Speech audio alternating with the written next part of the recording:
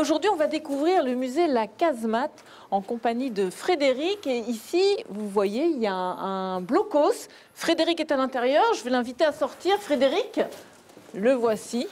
Oui, bonjour. Alors, bonjour Frédéric. C'est le passionné, en fait, des conflits mondiaux, Voilà, de des deux l'histoire de derniers conflits guerre. mondiaux, ouais. Et ça vient d'où, cette passion? Depuis l'enfance. J'ai eu mon premier casque à 4 ans. Donc après, ça s'est amplifié au fur des années. Amplifié pour vouloir Pour ramener arriver, carrément voilà, un l'année blocos dernière, dans ouais. le jardin. Dans le jardin, oui. Oui, donc 34 tonnes. 34 tonnes dans le jardin. Et ce blocos vient d'où? Ce blocos vient d'Audinghem, entre Boulogne et Calais, dans le Pas-de-Calais. Donc vous l'avez acheté là-bas Je l'ai acheté, je l'ai fait revenir par mes propres moyens sur un porte-char et dépose ici avec 2 grues. On vous prend pour un fou ici, non? Certainement, je sais pas. Mais c'est Plus un passionné qu'un fou, je crois. vous vouliez avoir ce vestige dans votre jardin. Pour la sauvegarde, oui. Parce que de plus en plus, ils sont détruits, ensevelis, abîmés.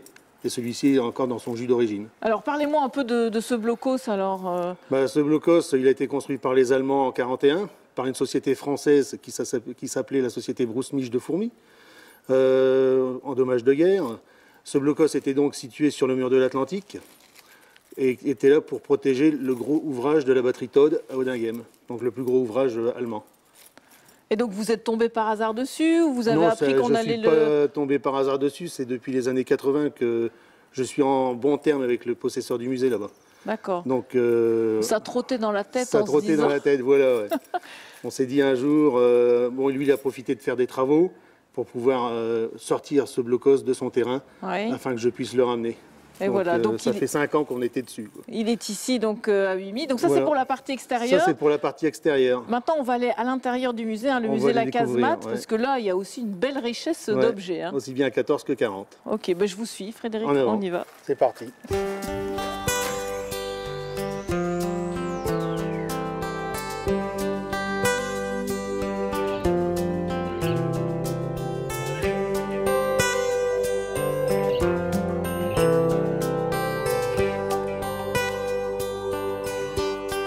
Frédéric, nous voici à l'intérieur donc du musée avec des objets, il y en a partout, Oui. mais c'est des objets que vous avez trouvés sur le secteur en fait. Hein. Ça Oui, va ça- de où à où alors? Grosso modo, ça vient en dessous de Valenciennes jusqu'à Rimogne dans les Ardennes, quoi.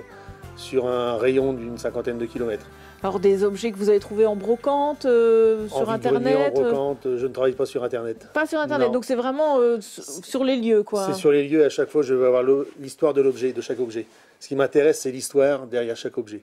L'histoire humaine derrière chaque objet, surtout. Donc ici, là à mes côtés, on a une Jeep extraordinaire. Ouais. Celle-là, elle a une belle histoire. Ah, celle-là, une superbe histoire. Bon, elle n'a pas débarqué en Normandie, hein. Elle est arrivée en France fin juillet, mais elle a libéré toute notre région. Elle faisait partie de la 3e Armorode Division. Donc cette Jeep a libéré toute la région d'Hirson. Elle est passée ici dans le village à Vimy, a libéré Fourmies et a fini sa carrière militaire à Fourmies. Elle est tombée en panne sur la place Lavon. Et là, vous l'avez récupérée où Et je alors? l'ai récupérée il y a 5 ans maintenant, chez le fermier qui l'avait récupérée. Elle était toujours à la ferme Elle était toujours dans la ferme, et moi, ça fait 40 ans que je la connais, cette Jeep. Ce qui l'a sauvegardée, c'est qu'elle était dans le fond d'une grange. Alors les mannequins, les costumes, tout ça, vous avez aussi, vous aviez ça dans votre tête quoi, pour remettre en situation?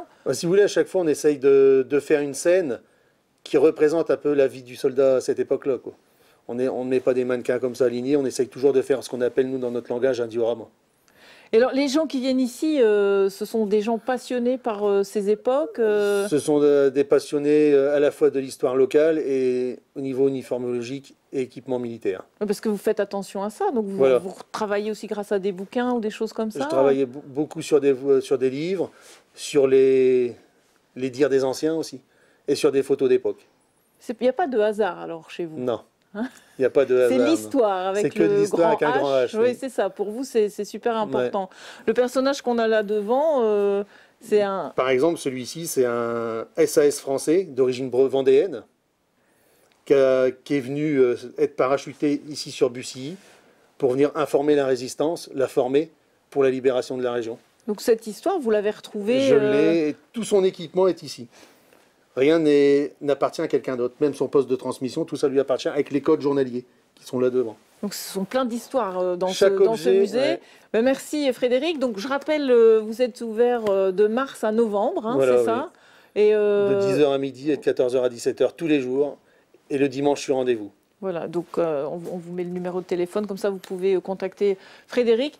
Merci beaucoup. Bah, c'est moi qui vous continuez à aménager, quoique ça devient un peu petit. Ça Alors, je ne devient sais un peu pas comment petit. vous allez faire, mais Si vous voulez, chaque année on change. Chaque année on change le thème. ah bah donc en plus. Voilà. Donc faut venir tous les ans parce que voilà. chaque année on change. Il y a chaque fois de la nouveauté. Voilà. Merci. Maintenant, nous on va aller faire un petit tour, toujours anti-RH, mais là on va se faire plaisir. On va déguster le maroilles de différentes manières.